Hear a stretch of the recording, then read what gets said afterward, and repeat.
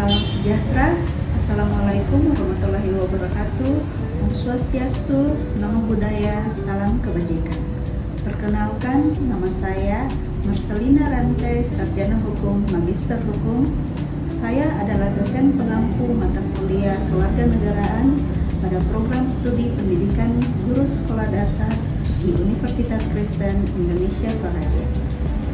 Mata kuliah kewarganegaraan merupakan salah satu mata kuliah wajib umum yang pada dasarnya membahas tentang keindonesiaan, yakni menjadi warga negara yang berkepribadian Indonesia, membangun rasa kebangsaan dan mencintai tanah air, kesadaran hukum, serta saling menghargai perbedaan, sehingga dengan demikian akan dapat menjadi warga negara yang baik dan terdidik dalam kehidupan masyarakat, bangsa, dan negara yang demokratis.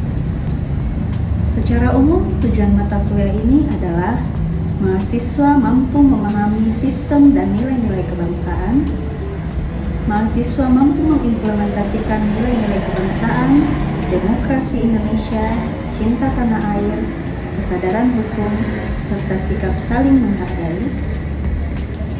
Mahasiswa mampu mengembangkan kemampuan berpikir kritis dan analitis terhadap isu-isu sosial dan politik.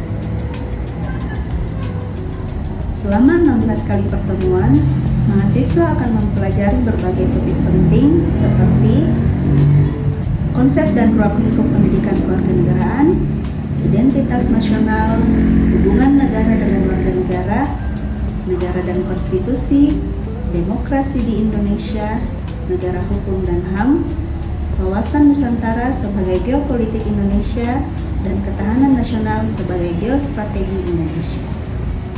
Capaian pembelajaran pada mata kuliah ini adalah mahasiswa diharapkan memiliki kompetensi, wawasan, serta mampu mengimplementasikan nilai-nilai kebangsaan, demokrasi Indonesia, cinta tanah air, kesadaran hukum, serta sikap saling menghargai perbedaan, sehingga dengan demikian akan dapat menjadi warga negara yang baik dan terdidik dalam kehidupan masyarakat, bangsa, dan negara yang demokratis.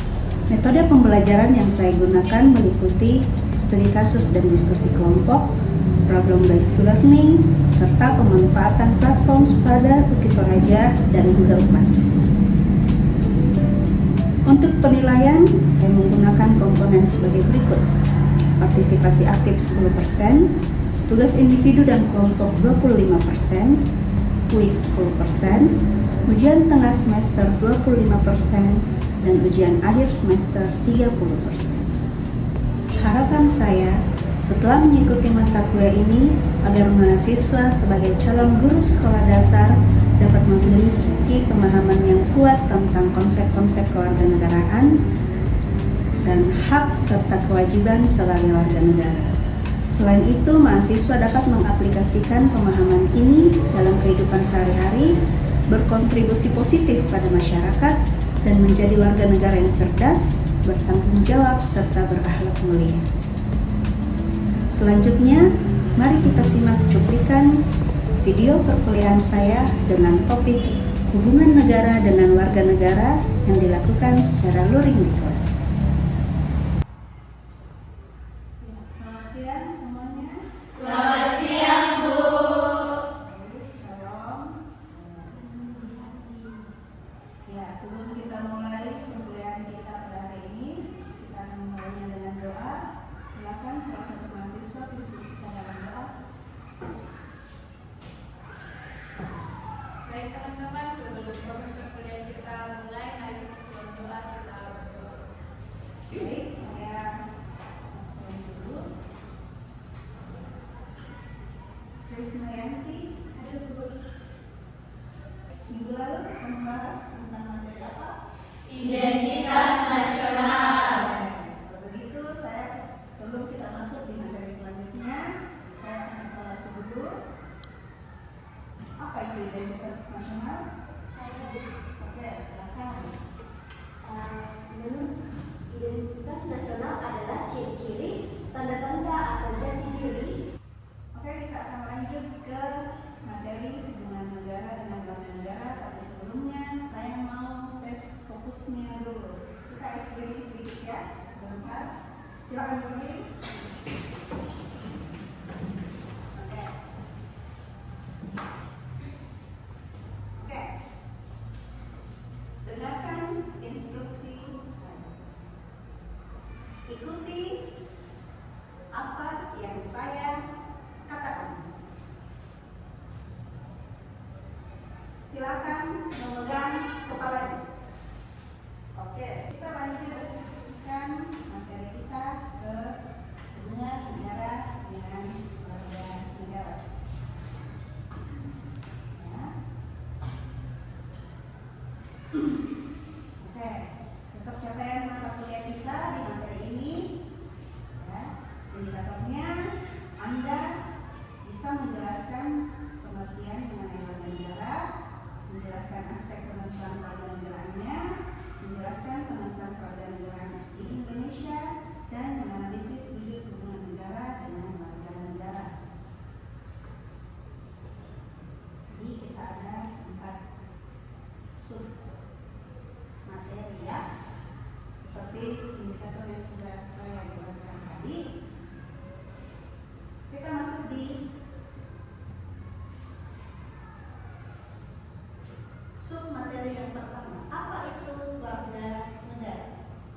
Warga negara secara umum diartikan sebagai anggota suatu negara, baik karena kelahiran, keturunan, maupun melalui proses. Indonesia sendiri mengenai kewarganegaraan diatur di dalam Undang-Undang Nomor 12 Tahun 2006 tentang Kewarganegaraan Republik Indonesia.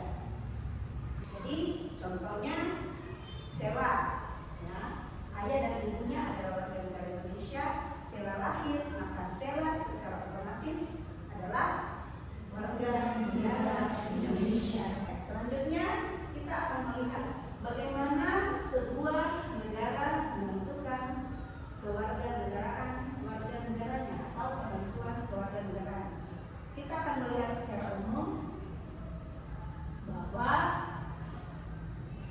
penentuan kewarganegaraan diatur oleh hukum suatu negara yang umumnya didasarkan ada 2 asas utama. 2006. Nah, salah satu aturan di dalam pasal 4 B ini dikatakan bahwa yang menjadi warga negara Indonesia adalah anak yang lahir dari ayah dan ibu yang adalah warga negara Indonesia. Jadi contohnya Sela, ya, ayah dan ibunya adalah warga negara Indonesia. Sela lahir, maka Sela secara otomatis adalah warga negara Indonesia. Ya, selanjutnya kita masuk ke penentuan kewarganegaraan. Kita akan melihat bagaimana sebuah negara menentukan kewarganegaraan warga negaranya. Sekarang saya akan membentuk kelompok. Silakan membagi diri, ya. Jadi ada 2 kelompok yang 4 orang dan 1 kelompok 3 orang. Silakan bisa balik, ya.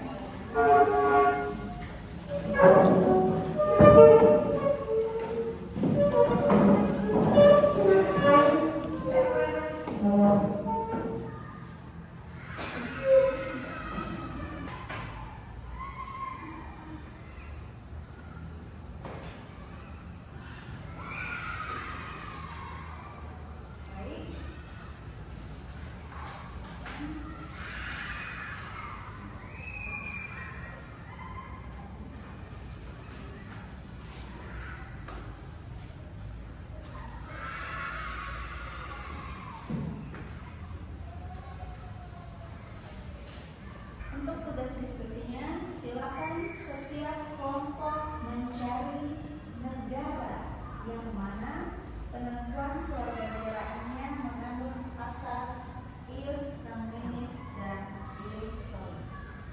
Ya, silakan bekerjakan.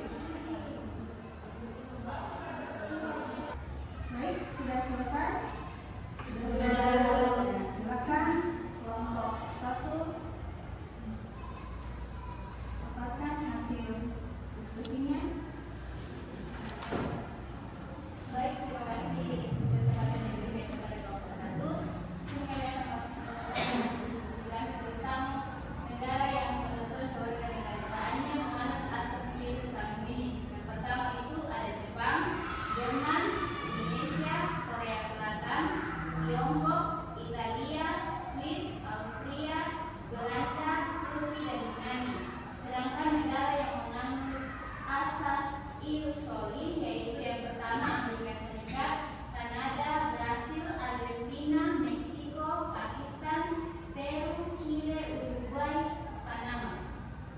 Baik, terima kasih. Selanjutnya kelompok 2, silakan. Baik, terima kasih atas kesempatan yang diberikan kepada kami kelompok 2. Yang pertama, asas ius sanguinis yang yaitu Indonesia, Jepang, Jerman, Korea Selatan, dan negara Eropa lainnya.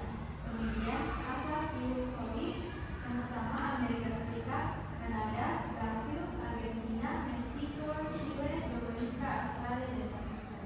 Terima kasih. Baik, terima kasih. Jadi, Anda sudah bisa menemukan negara-negara yang penentuan kewarganegaranya berdasarkan soli dan sanguinis. Oke, kalau dari asas ius sanguinis, Anda sudah bisa menganalisis bahwa contoh misalnya, ya, orang tuanya berasal dari negara yang mengandung asas ius sanguinis. Tadi contohnya apa? Negara apa? Jepang. Oke, Jepang, ada Jepang. Ayahnya warga negara Jepang. Kemudian ibunya kita ambil salah satu negara sanguinis lagi, yaitu Korea Selatan. Ya. Nah, ayah dan ibunya adalah warga negara, ayahnya tadi Jepang, ibunya Korea Selatan. Kemudian melahirkan seorang anak di Jepang. Ya. Maka anaknya adalah warga negara kira-kira Jepang dan Korea Selatan. Karena berdasarkan keturunan atau asas ius sanguinis. Oke, benar. Kemudian kalau asas ius soli, ya, bagaimana seseorang memperoleh kewarganegaraan berdasarkan ius soli? Ya. Contoh, ayahnya dan ibunya adalah warga negara Argentina. Ya. Kemudian mereka merantau ke Amerika Serikat dan melahirkan anak di Amerika Serikat. Maka anaknya berkewarganegaraan. Kenapa bisa? Berdasarkan tempat kelahiran. Jadi dia tidak mengikut orang tuanya, karena negara tempat ia lahir mengandung asas ius soli atau tempat kelahiran. Oke. Nah, kalau Anda menganalisis tadi bahwa ayahnya Jepang dan ibunya Korea Selatan, maka anaknya lahir dengan dua kewarganegaraan. Itu disebut ada masalah kewarganegaraan yang dialami oleh anak yang lahir tersebut. Apa-apa saja masalah kewarganegaraan? Masalah kewarganegaraan ada disebut sebagai apatride. Apatride ini adalah kemudian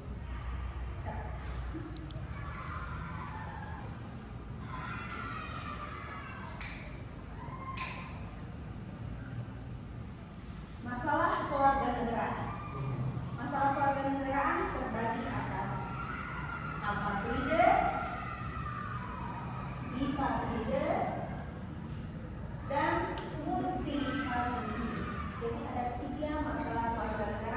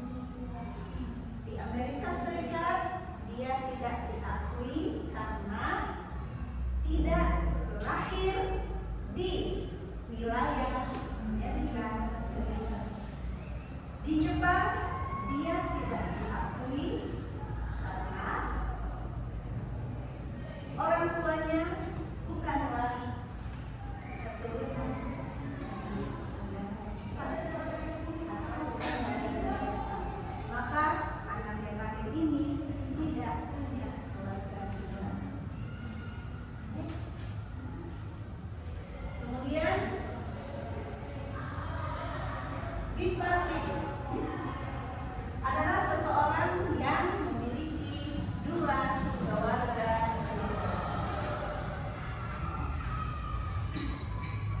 Sebelum tadi yang sesuai hasil diskusi tadi bahwa ketika orang tuanya sama-sama dari negara Ius Sanguinis atau kemudian melahirkan anak di negara salah satu dari negara orang tuanya atau di negara berbeda yang menganut asas Sanguinis. Atau bisa juga ya ayah dan ibu Sanguinis, di sini adalah bisa soli.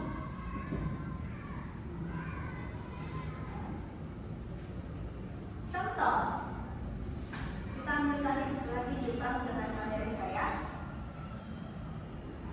Jadi ayah dan ibu adalah warga negara Jepang dan anaknya lahir di Amerika Serikat. Maka anaknya adalah warga negara apa?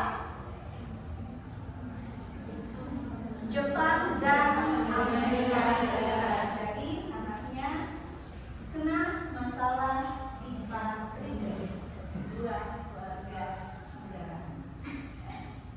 Atau bisa juga bipatride misalnya ayah dan ibu, misalnya ini Jepang, ya, ini Korea Selatan, ya, ayah Jepang, ibu Korea Selatan dan anaknya lahir di salah satu negara ini. Itu bisa dua keluarga negaraan. Kalau multipatride ini adalah seseorang yang memiliki lebih dari dua keluarga negaraan. Contoh, ayah dan ibu. Ya. Ayah warga negara Indonesia, ibu warga negara Jepang, dan anak lahir di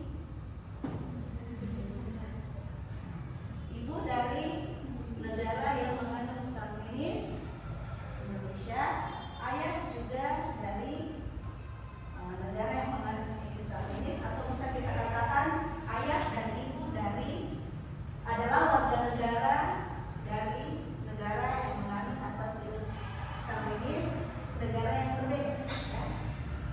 Dari negara yang berbeda, kemudian anaknya lahir di negara yang menganut asas Ius Soli, maka otomatis sudah 3 keluarga negara.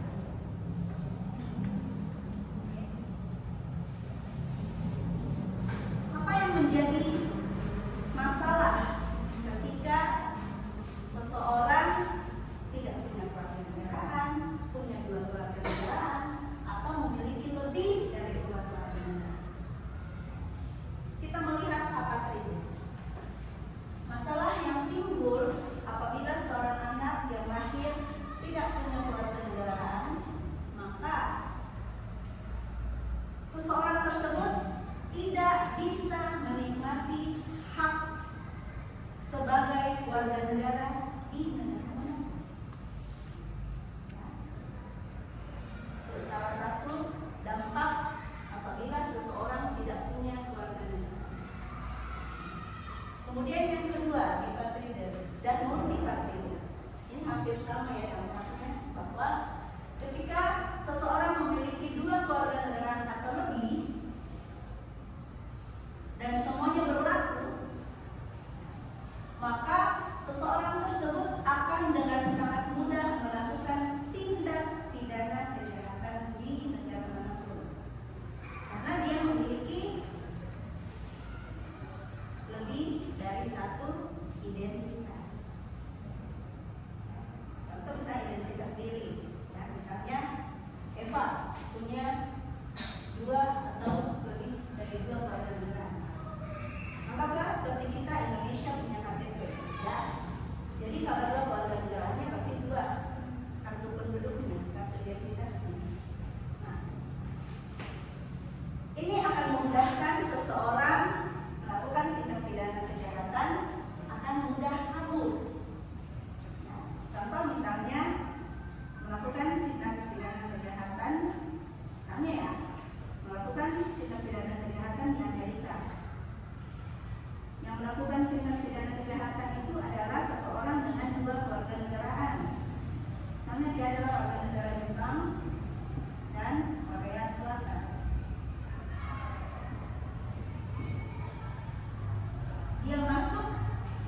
yang mana? Ya. Yang mirip-mirip aturan dengan Indonesia itu ada Korea Selatan. Jadi dia hampir mirip. Jadi di Korea Selatan juga itu mereka menganut sistem warga negara dan bebas. Jadi ada usia tertentu yang mana? Ada yang mau ditanyakan?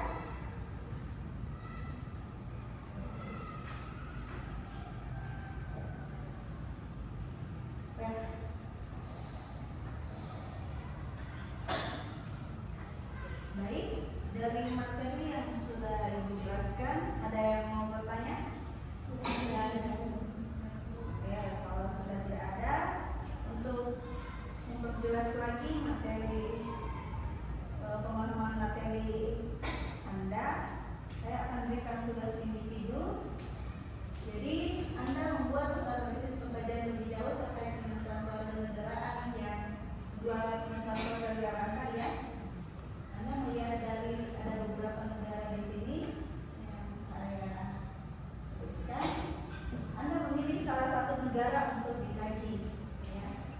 Lebih spesifik mengenai kewarganegaraan. Apakah hanya ius soli, apakah hanya ius sanguinis, atau ada yang seperti Indonesia yang ada beberapa penentuan, ya. Itu Anda analisis. Kemudian tugas dikerjakan selama 3 hari dan dikumpulkan melalui LMS. Pada Uji Toraja, Anda memilih mata kuliah kewarganegaraan, ya. Baik, sampai di sini pertemuan kita hari ini. Saya akan memeriksa tugasnya minggu depan dan kita akan lanjut di materi selanjutnya lagi minggu depannya. Untuk menutup perkuliahan, salah satu pimpin kita dalam doa. Silakan.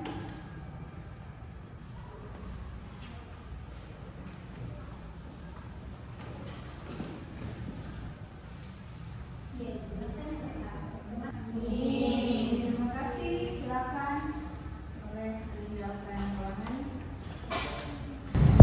Terima kasih atas perhatian Bapak Ibu semua. Tuhan memberkati. Wassalamualaikum warahmatullahi wabarakatuh.